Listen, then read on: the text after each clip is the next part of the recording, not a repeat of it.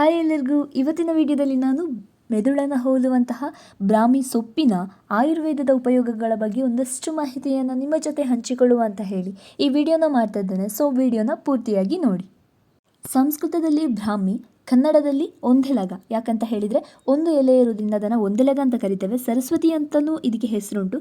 ಹಾಗೆ ಮಂಡೂಕಪರ್ಣಿ, ಯಾಕಂತ ಹೇಳಿದರೆ ಕಪ್ಪೆಯ ಆಕಾರವನ್ನು ಹೋಲೋದ್ರಿಂದ ಇದಕ್ಕೆ ಮಂಡೂಕಪರ್ಣಿ ಅಂತ ಅವನು ಹೆಸರಿದೆ.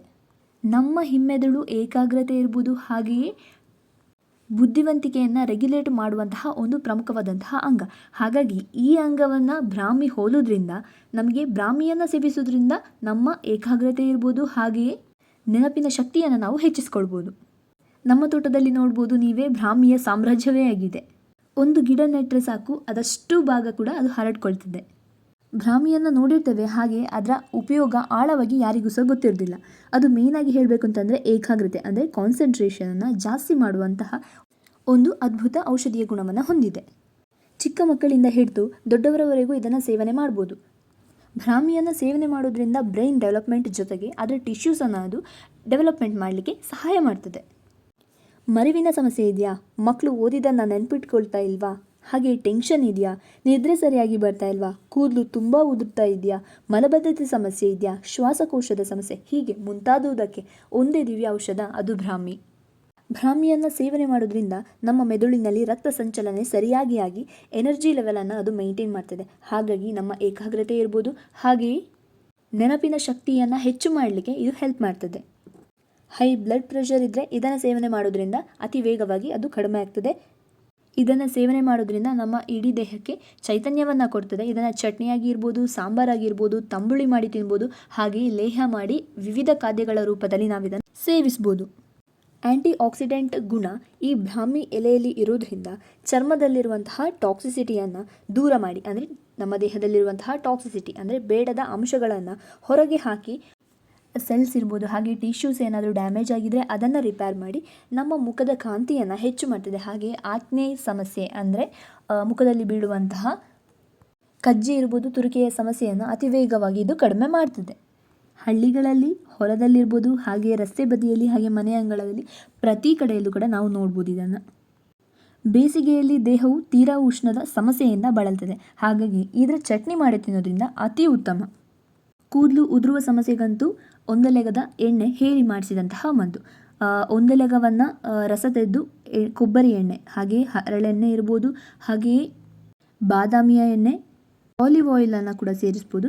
ಇದನ್ನು ಸೇರಿಸಿ ಕುದಿಸಿ ತಲೆಗೆ ಚೆನ್ನಾಗಿ ಮಸಾಜ್ ಮಾಡೋದ್ರಿಂದ ತಲೆಯಲ್ಲಿರುವಂತಹ ಹೊಟ್ಟು ಇರ್ಬೋದು, ಹಾಗೆ ಇತರ ಕಜ್ಜಿ ತುರಿಕೆ ಸಮಸ್ಯೆಗಳು ಅತಿ ವೇಗವಾಗಿ ಕಡಿಮೆ ಆಗ್ತದೆ. ಹಾಗೆ ನಮ್ಮ ದೇಹಕ್ಕೆ ಬಂದಂತಹ ಆ ಟೆನ್ಷನ್ ಅಂದರೆ ಮಾನಸಿಕ ಒತ್ತಡ ಏನಿದೆ ಅದು ಕಡಿಮೆ ಆಗಿ ನಿದ್ರಾಹೀನತೆಯ ಸಮಸ್ಯೆ ಇದ್ದರೆ ಅದನ್ನು ಅದು ಪರಿಹಾರ ಮಾಡ್ತದೆ. ಹಾಗಾಗಿ ಇದನ್ನು ಹಚ್ಚಿ ಚೆನ್ನಾಗಿ ಮಸಾಜ್ ಮಾಡಿ ನಿದ್ದೆ ಮಾಡೋದ್ರಿಂದ ಅತಿ ವೇಗವಾಗಿ ನಿದ್ದೆ ಸಹ ಬರ್ತದೆ.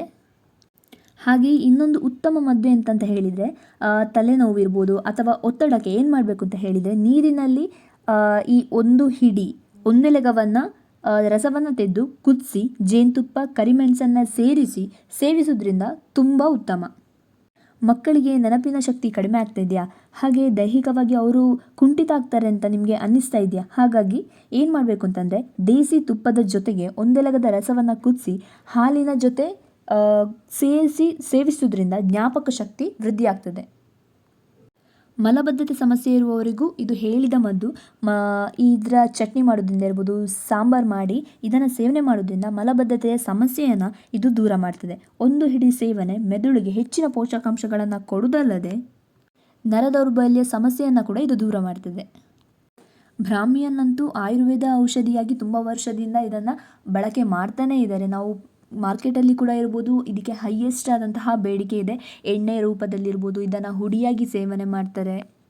ಚೂರ್ಣ, ಲೇಹಗಳು, ಹೀಗೆ ಬೇರೆ ಬೇರೆ ಥರವಾಗಿ ಇದನ್ನು ಖಾದ್ಯ ಮಾಡಿ ಇದನ್ನು ಸೇವಿಸ್ತಾರೆ.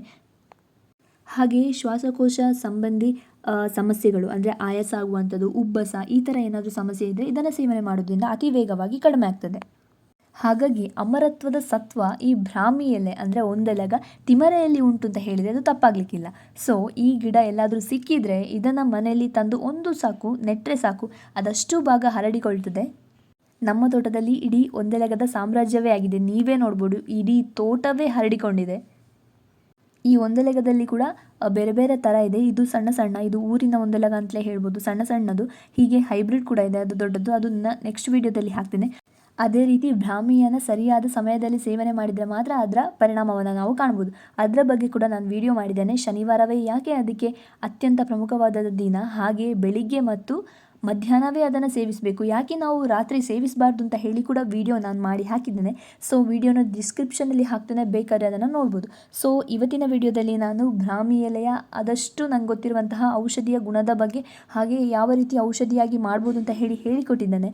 ಈ ವಿಡಿಯೋ ನಿಮಗೆ ಇಷ್ಟ ಆಗಿದೆ ಲೈಕ್ ಮಾಡಿ, ಕಮೆಂಟ್ಸ್ ಮಾಡಿ, ಹಾಗೆ ಶೇರ್ ಮಾಡಿ. ಸಬ್ಸ್ಕ್ರೈಬ್ ಮಾಡದೆ ನೋಡ್ತಿರುವವರು ಸಬ್ಸ್ಕ್ರೈಬ್ ಮಾಡಿ. Thanks for watching. Bye bye.